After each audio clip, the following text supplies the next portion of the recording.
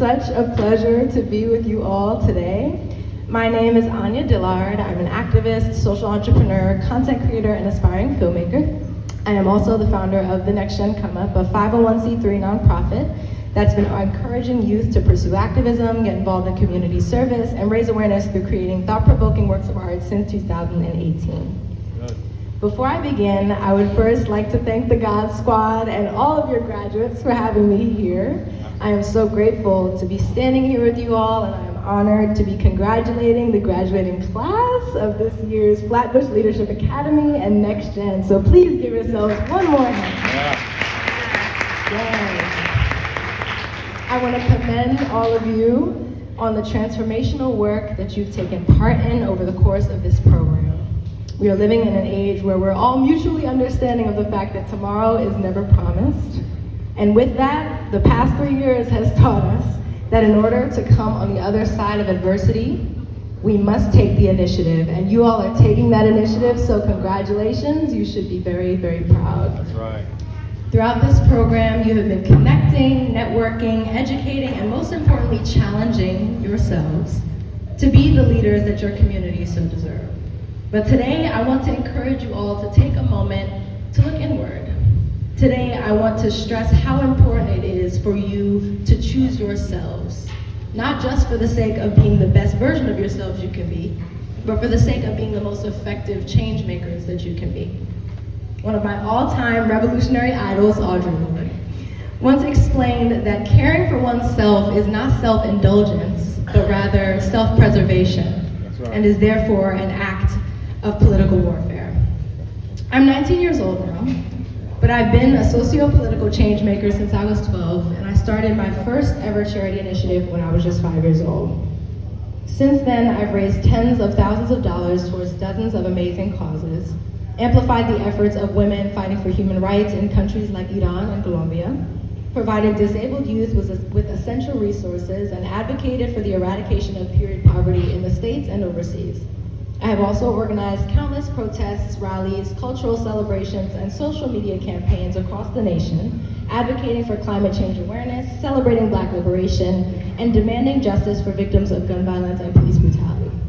Last summer, I got the opportunity to partner with the family of Emmett Till to organize mobilization efforts in New York City demanding that Carolyn Bryant Dunham, the last living accomplice to Till's murder, face federal charges for her involvement, in Till's lynching. And most recently, I traveled to Gulfport, Mississippi to organize a grassroots mission in partnership with the family of Jaheim McMillan, a 15-year-old boy who was shot and killed in front of a Family Dollar by Gulfport, Mississippi police.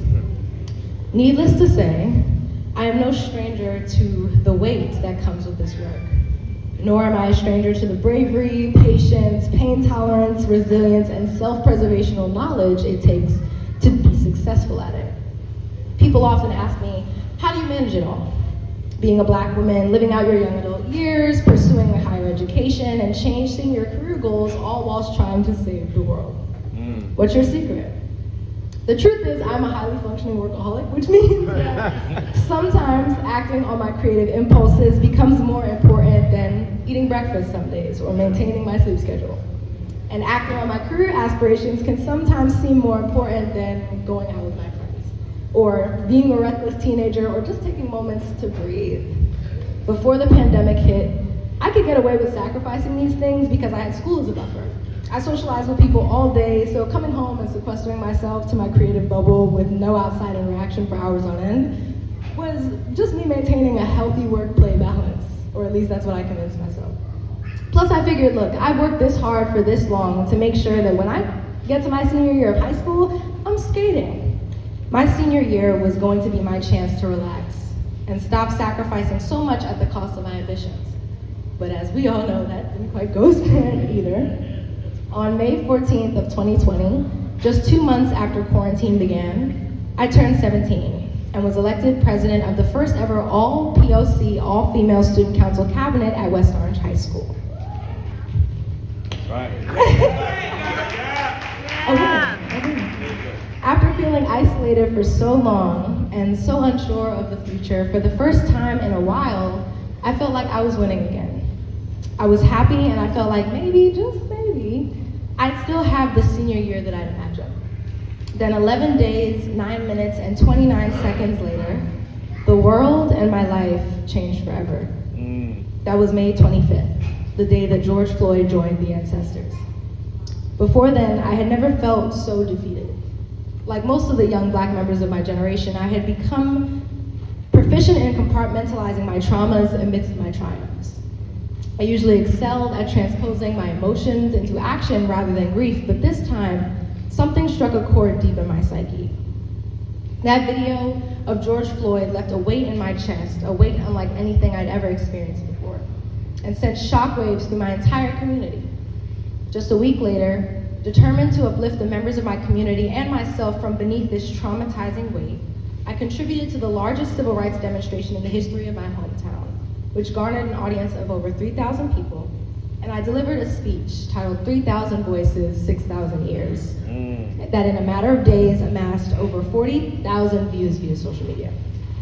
What came after that speech was incredibly life-changing for me, but it was also jarring, emotionally draining, and difficult, because here I was winning a student council election one week and being placed at the forefront of a new age civil rights movement the next. Here I was being viewed by tens of thousands of people, all of whom bore the question, what are you going to do next? I had always been accustomed to being the one that people came to for knowledge, for information, for help, but this was different. I felt as though I was carrying the weight of my entire community on my shoulders. I felt such an obligation to all those people who had come out to support my comrades and me at that rally.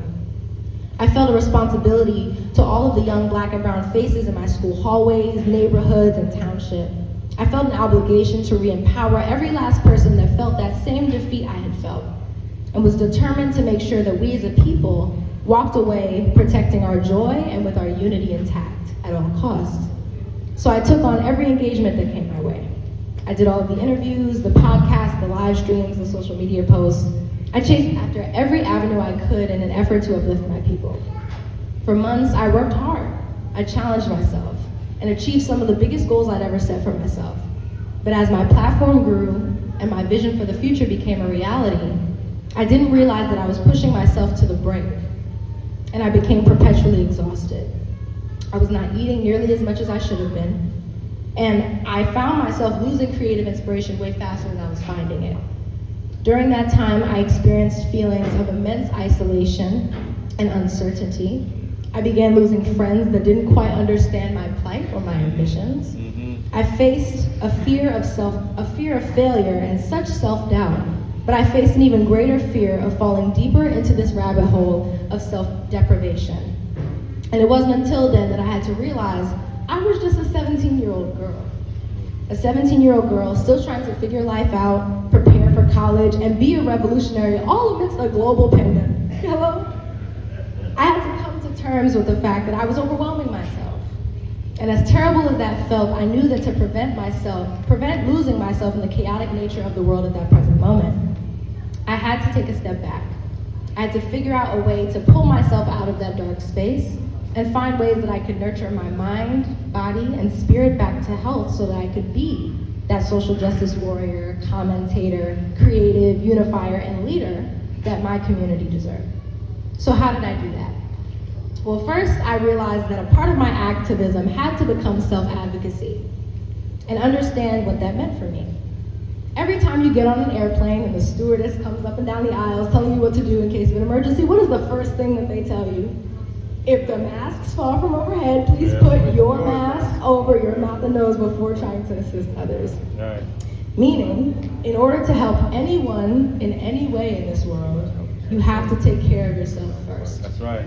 So give yourself time to heal, protect your joy, and maintain your peace. Yeah.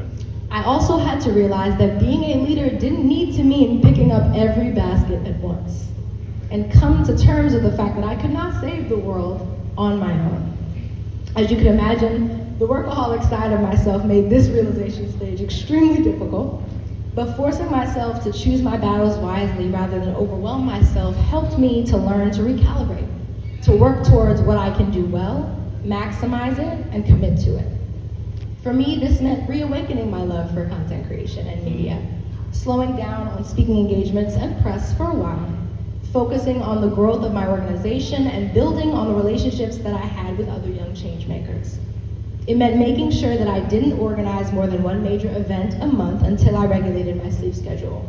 It meant taking breaks from social media, focusing on my college applications, making sure I ate 3 meals a day, and allowing myself some time to just be. To do artistic things that replenished me and have creative sessions with my parents, to write poetry, do yoga, take road trips, project galaxies onto my ceiling, sing, pray, meditate, and breathe.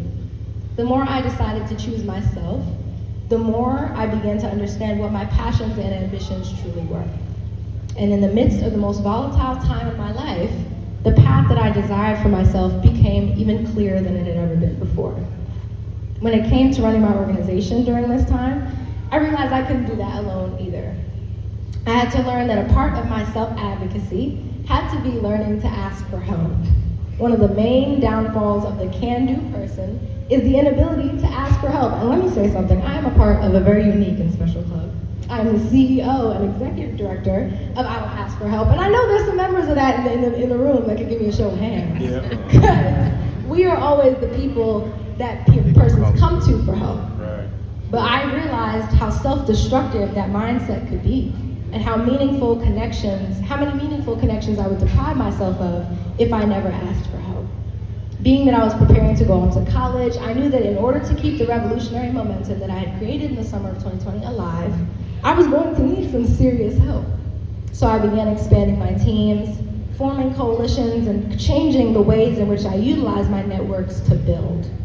It was when I began asking for help that I realized I had the most beautiful community of like-minded young people, activists, journalists, artists, poets, law enforcement officers, policymakers, family members, and friends from all over the world that were more than willing to lend their hands and support to the work. It was in the midst of this realization that a few of my organizing siblings and I traveled to Minneapolis, Minnesota, and co-founded the powerhouse that is now the Youth Never Let Up Coalition, a collective of 10 of the most influential Black Gen Z organizers in the country, specializing in community organizing, government relations, brand partnerships, and content creation. One of the last major steps I took in my radical self-care journey was choosing where I wanted to spend my next 4 years. While the unforeseeable future of the COVID-19 pandemic gave me ample reason to feel uncertain, my college decision did as well. After making it through the application process and receiving scholarship offers from so many incredible institutions and honors programs from Syracuse and Spelman to Temple and Rutgers, I couldn't help but wonder where I was truly meant to be. Like most high school seniors, at one point I thought I wanted to travel really far away, but it didn't take long for me to mature a little bit in my thinking and consider what was actually best for me. I knew I wasn't willing to sacrifice my activism, urban connectivity, or entrepreneurial aspirations in pursuit of higher education. And it became crystal clear to me that if I went to a school where I was only taking classes about activism rather than having a consistent platform to continue creating real world change, I would fall back into that cycle of self-deprivation. I had to ask myself, what would help me strive for all the things I want to accomplish in life while still allowing me to honor and prioritize my self-care? The answer led me to Rutgers University, Newark, where I was offered a full residential scholarship, the chance to attend one of the most innovative specialty honors programs in the nation for social justice, and the opportunity to connect with an entire network of amazing young people, students, who all share a minor social justice focus and aspire to create real-world change in their respective industries, local communities, and the world as a whole. While I feel we're off to a pretty introspective start, my self-care journey is only just beginning. But I also believe that all of ours are, in more ways than one. If there's anything you take away from my speech today, let it be these few crucial things. One, that when striving for any goal in this life, you must commit not just to the goal, but to yourself and your well-being. Two, always remember to take time for yourself. There is nothing selfish about prioritizing me time, some rest, or some relaxation. That's right. In order to be your best, you must allow yourselves time to recharge and recalibrate. And lastly, we will all experience multiple self-care journeys in our lifetimes. All of them will be different, And none of them will come without their rough patches. But always remember that each of these journeys is necessary. And in the words of film director Deborah Day, nourishing yourself in a way that helps you blossom in the direction you want to go is attainable. All it takes is for you to realize that you are worth that effort. Thank you all, and congratulations once again to the Flatbush Leadership Academy.